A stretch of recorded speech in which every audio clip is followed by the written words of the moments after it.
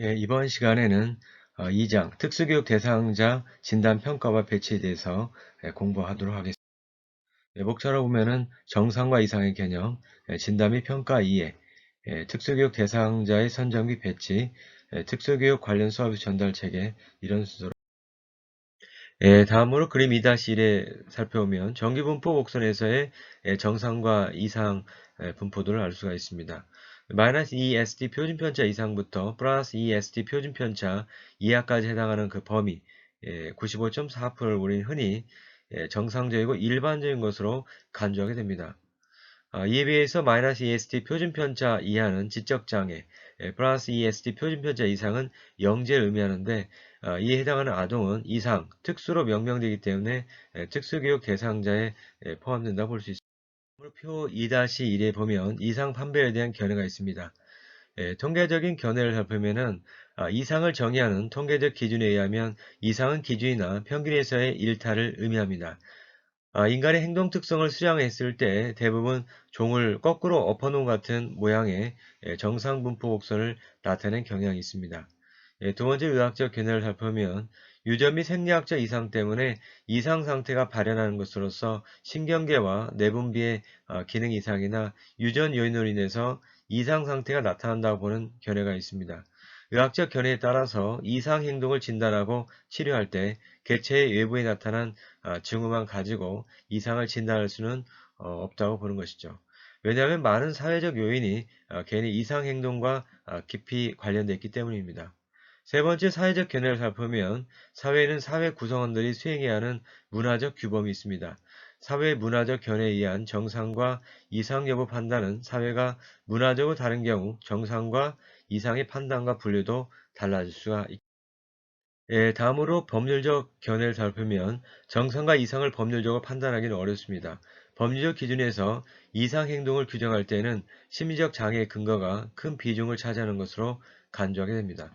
목적에 따라서 법률적 기준이 달라지게 됩니다. 다음으로 전문적 견해에 의하면 전문가, 정신과 의사 및 임상 심리학자가 개인에게 나타나는 현저한 부정응에 대한 판단을 여러 가지 검사와 관찰 등에서 이상 행동의 진단명을 제시하는 경우입니다. 다음으로 주관적 견해에 의하면 인간의 특성 때문에 자신이 불편감과 괴로움을 경험한다면 이를 이상 행동으로 간주하는 것이 주관적 불편감의 기준 견해입니다. 일반적 주관적 불편감은 증상으로 경험하게 됩니다. 이런 기준 견해는 임상적인 활동에서 실용적인 의미를 지니고 있습니다. 다음으로 뇌의 구조와 기능 장애를 살펴보면요. 왼쪽은 뇌 구조의 이제 그림이 나와 있고요. 전두엽이라는 대뇌에서 가장 큰 엽으로 운동 기능, 언어 기능을 담당하게 됩니다. 측두엽은 대뇌의 양쪽 옆면에 위치하며 청각 등의 기능을 담당합니다. 두정엽은 대뇌 윗부분에 위치하며 감각 신호를 이해하고 해석하는 기능이 있습니다. 후두엽은 대뇌 뒷면에 위치하는 엽으로 시각 기능에 관여하는 시각 피질이 위치해 있습니다. 뇌교량은 이제 좌우 대뇌 방구 사이 위치해 두 방구를 연결하는 역할을 하게 됩니다. 다음으로 기저핵은 대뇌 피질 및 시상과 신경 섬유들로 연결되어 있으며 운동 조절에 관여하게 됩니다. 다음으로 시상은 대뇌 피질과 여러 감각계통과 연결되어 감각계통과 운동계통을 통합하는 역할을 하게 됩니다.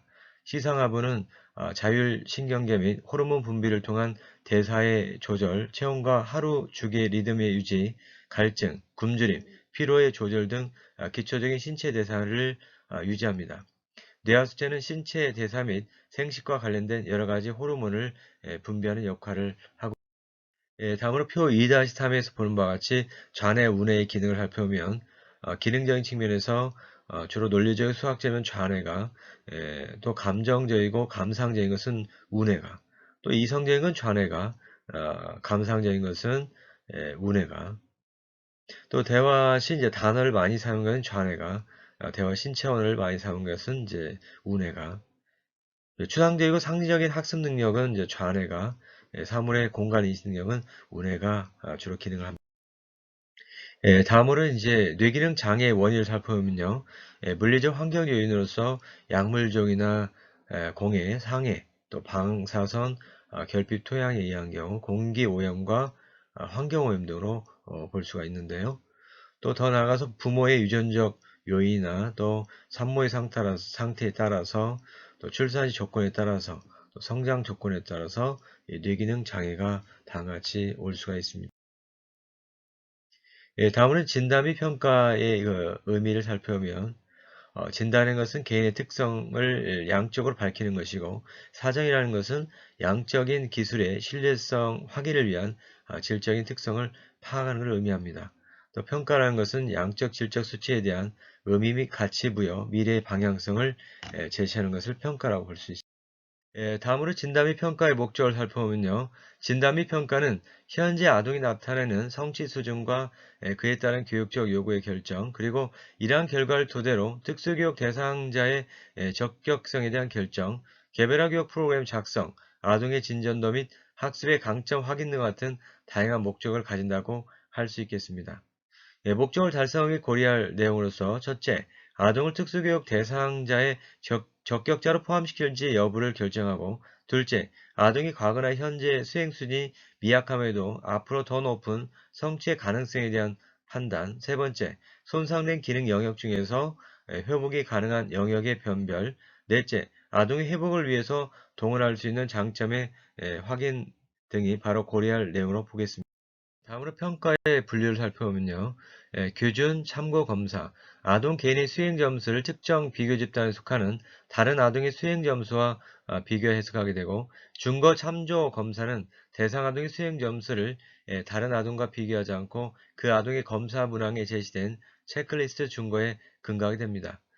다음으로 형식적 평가는 평가의 실시 요령과 채점 방법, 결과 해석 절차에 특별히 정해진 지침 있는 평가 절차를 의미하며 비형식적 평가는 아동의 현재 성취 수준, 아동의 진보 상황, 교육 프로그램의 효과를 검증할 목적으로 사용하게 됩니다. 예, 다음으로 관찰은 교육 현장에서 가장 많이 보편적으로 사용되는 평가 유형으로 수업 중 발생하는 사실과 현상, 행동을 객관적으로 기록하게 됩니다. 질문지법은 어떤 상황과 문제에 대해서 작성된 일련의 질문에 대해서 연구 대상자가 직접 응답을 기술하도록 하는 방법을 의미하며 교육과정 중심 평가는 학교 교육과정과 관련하여 아동의 특별한 교육적 요구를 파악하기 위해서 평가하는 방법을 의미하며 평가 척도는 어떠한 행동의 특징 정도에 대해서 서술된 질문 문항에 평정자의 질적 판단으로 숫자 표시의 일정한 표준에 따라서 판단하도록 되어 있는 척도를 의미합니다. 다음으로 진단 및 평가 절차를 살펴보시면요. 대상자, 즉 특수교육이 필요한 잠재적 대상자를 찾는 과정, 다음으로는 선별 과정입니다. 좀 더 전문적인 장애 진단이 필요한지를 결정하는 과정이고요. 다음으로 장애 진단 및 적격성 판정 과정입니다. 선별을 통해서 의뢰된 아동의 장애 유형과 상태 또는 발달 지체의 성격과 정도를 확인하고 특수교육의 필요 여부를 결정하는 과정입니다.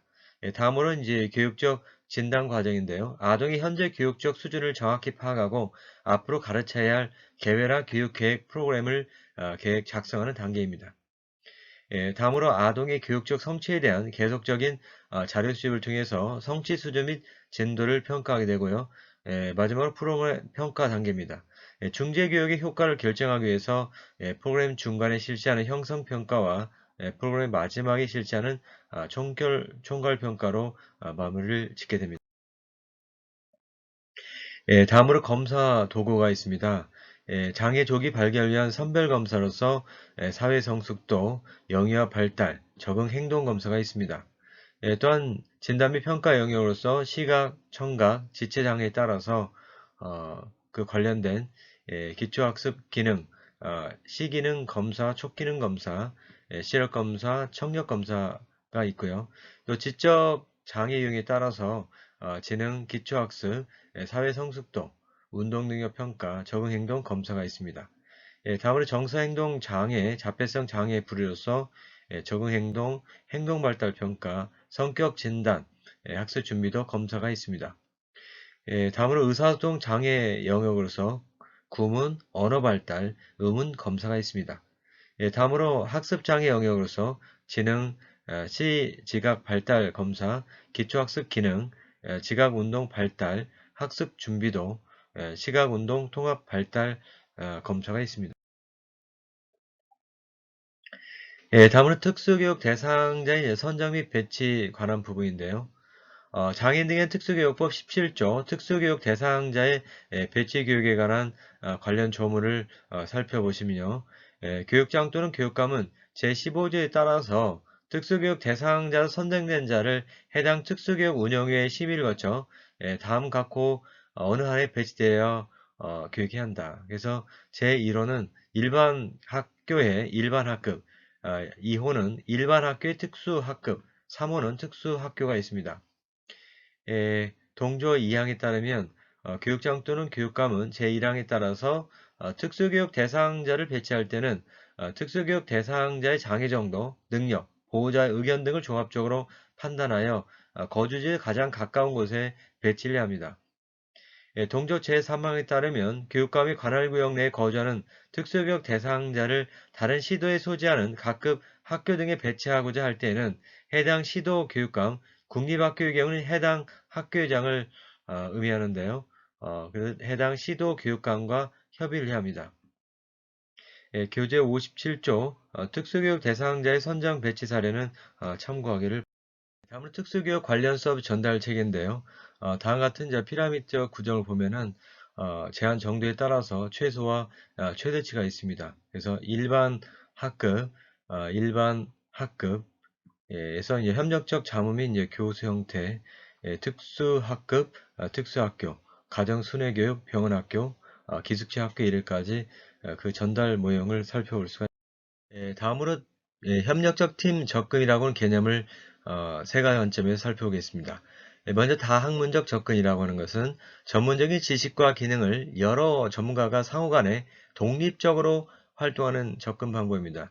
프로그램 계획 작성, 수행 시 자신의 학문의 입장에서 독립적으로 평가하게 되고 두 번째로 간학문적 접근 방법이 있습니다. 전문가 사정 단계에서는 독립적으로 사정하지만 교육 프로그램 개발에서는 협력적으로 접근하는 방법입니다.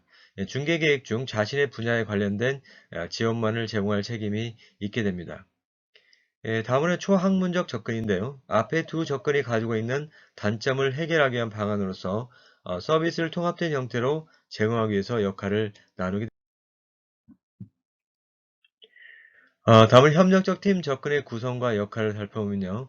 통합교육을 받고 있는 특수교육 대상 아동의 협력팀에는 아동이 일반교사와 특수교사, 가족 구성원이 핵심 팀원으로 참여하며 그의 아동의 교육적 필요에 따라서 물리치료사, 작업치료사, 언어재활사, 생활지도 상담사, 아동심리학자, 특수체육교사, 행정가 등이 포함이 됩니다.